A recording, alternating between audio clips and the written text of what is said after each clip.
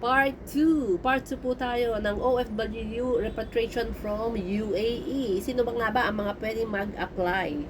So, ang mga OFW po at yung pong kanilang mga dependents, mga stranded tourists, distressed OFW, and anyone facing humanitarian concerns. So ngayon, tiyatanong po is may gagastusin po ba ang mga gusto mag-repatriate? Wala po kasi po ay fully shouldered po yan ng ating DMW. So ang ating pong Philippine government po ang mag-shoulder po ng lahat-lahat. Ang kailangan na po natin is magpa-register. So, ano nga ba ang mga kailangan dokumento?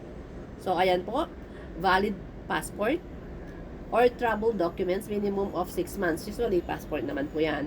So, kailangan po natin ng, kung kailangan nyo pong magbabakasyon lamang kayo, like forced leave, so kailangan po natin ng active employment visa from our employer para po if ever na gusto nyo bumalik 2 months, 3 months, makakabalik pa po kayo. Mas maganda huwag kayo magpa-cancel kung pinapayagan naman kayo magbakasyon. Basta make it sure na bago mag 6 months, makabalik po kayo, ha? So, yan po. And then, kung kayo naman po ay cancel visa na permanent, so kailangan nyo pong dalhin ang iyong cancel visa. And kung kayo naman po ay may karamdaman, kailangan nyo po ng fit to travel certificate sa doktor. Kung kayo man po ay mga condition. At make it sure po, para po kayo makalabas ng bansa, wala po kayong mga pending cases. Yung iba kasi dyan may abscon, yung iba undocumented, yung iba overstay, diba, yung iba may financial issue. So make it sure po wala po kayong problema at wala po kayong travel ban. Wala kayong ban makalabas ng bansa. So paano nga ba mag-apply? Ayan po, para po sa assistance sa MWO Dubai Assistance for to national. So ayan po yung tatlong pong hotlines nila. Actually, yung dalawa dyan ang tinatawagan ko, nagre-ring pero walang sumasagot. So, what I did is, nag-email po tayo. Ayan po. Dalawa po yung email dyan. Kayo na po ang bahala. Maganda po, mag-email kayo at i-attach nyo po yung inyong passport and yung inyong cancel visa or yung inyong employment certificate. Employment certificate man yan, or salary certificate, or verified contract. Ganyan.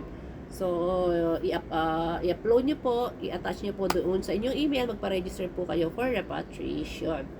So, kapag OWA naman po, ayan po ang hotline, ayan din po ang email, Philippine Embassy, nandyan na rin po, at ang Philippine Consulate General Dubai. So, ayan po ang mga hotline. So, kung hindi po wala po sumasagot, maganda po mag-email kayo.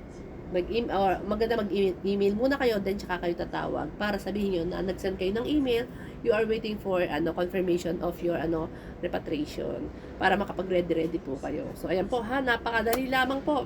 Nag-provide na ako, ni-research ko na po. Contact na lang po kayo or magsasend po kayo ng email. Be patient po, hindi po yan agad-agad ha, kasi po marami pong nakahintay. Marami pong naghihintay rin. So, hintay-hintay po tayo kung kailan po yung schedule ng repatriation, but at least maisama kayo sa list. Diba? Maisama kayo sa list, naka-register na kayo, at least tatawagan na lang kayo.